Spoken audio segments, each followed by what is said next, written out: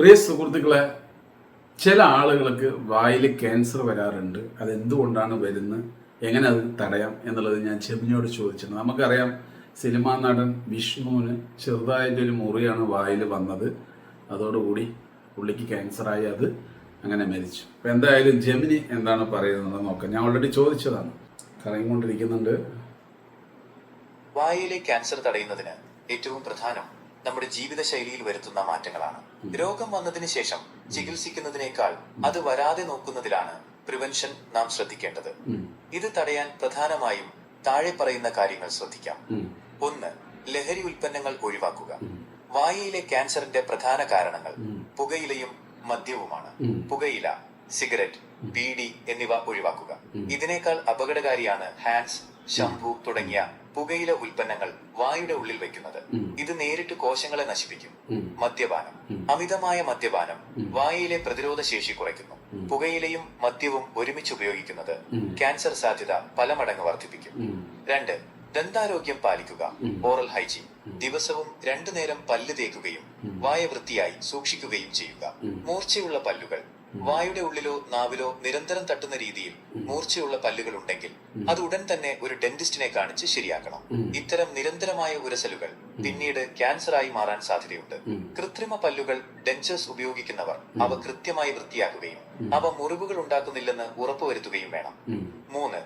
ഭക്ഷണ രീതിയിൽ മാറ്റം വരുത്തുക. ധാരാളം പഴവർഗ്ഗങ്ങളും പച്ചക്കറികളും ഭക്ഷണത്തിൽ ഉൾപ്പെടുത്തുക. ഇതിലടങ്ങിയിരിക്കുന്ന ആന്റി ഓക്സിഡന്റ്സ് ക്യാൻസറിനെ പ്രതിരോധിക്കാൻ സഹായിക്കും. അമിതമായി ചൂടുള്ള പാനീയങ്ങളും ഭക്ഷണവും ഒഴിവാക്കുന്നത് വായയിലെ ലോലമായ കോശങ്ങളെ സംരക്ഷിക്കാൻ നല്ലതാണ്. 4. സ്വയം പരിശോധന, സെൽഫ് എക്സാമിനേഷൻ. മാസത്തിലൊരിക്കൽ കണ്ണാടിയുടെ മുന്നിൽ നിന്ന് വായുടെ ഉൾഭാഗം പരിശോധിക്കുന്നത് ശീലമാക്കാം. മാറാത്ത ചുവന്നതോ വെളുത്തതോ ആയ പാടുകളുണ്ടോ? 2 ആഴ്ച കഴിഞ്ഞിട്ടും മാറാത്ത മുറിവുകളുണ്ടോ? വായ തുറക്കാൻ പ്രയാസം തോന്നുന്നുണ്ടോ? ഇങ്ങനെയുണ്ടെങ്കിൽ ഒട്ടും വൈകാതെ ഒരു ഡോക്ടറുടെ നിർദ്ദേശം തേടണം. 5. അമിത വെയിൽ ഏൽക്കാതിരിക്കുക.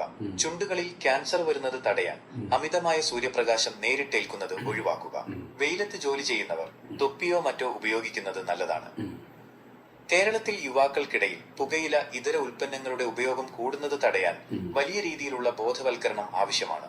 നിങ്ങളുടെ സോഷ്യൽ മീഡിയ പ്ലാറ്റ്ഫോമുകളിലൂടെ ഇത്തരം പ്രതിരോധ മാർഗങ്ങൾ ജനങ്ങളിലേക്ക് എത്തിക്കുന്നത് വലിയൊരു മാറ്റമുണ്ടാക്കാൻ സഹായിക്കും.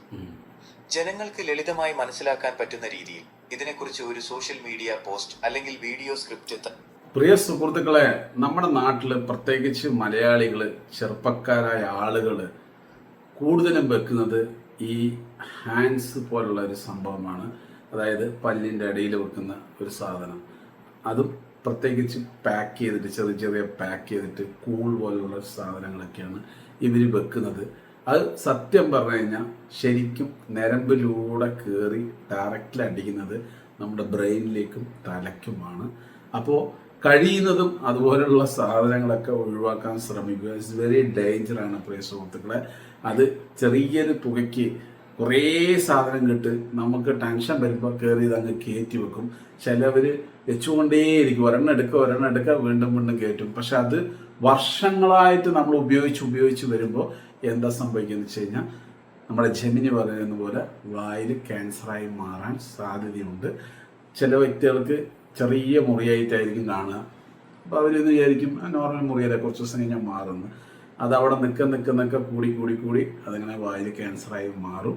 അതുകൊണ്ട് പ്രിയ സുഹൃത്തുക്കളെ, തീർച്ചയായിട്ടും വായിലെ ക്യാൻസർ ശ്രദ്ധിക്കേണ്ടതുണ്ട്. വായിലെ മുറികളും നമ്മൾ ശ്രദ്ധിക്കേണ്ടതുണ്ട്. അപ്പം നിങ്ങളുടെ വിലപ്പെട്ട അഭിപ്രായം മറക്കാതെ കമൻറ്റിലൂടെ പറയുക. നിങ്ങളുടെ കൂട്ടുകാരാരെങ്കിലും ഹാൻഡ്സ് പോലുള്ള സാധനങ്ങൾ ഉപയോഗിക്കുകയാണെങ്കിൽ പേരെടുത്ത് പറഞ്ഞ് കമൻറ്റ് ചെയ്യുക. അവർക്ക് നല്ല ബുദ്ധി തോന്നട്ടെ നിങ്ങളുടെ കമൻറ്റ് കണ്ടിട്ട്.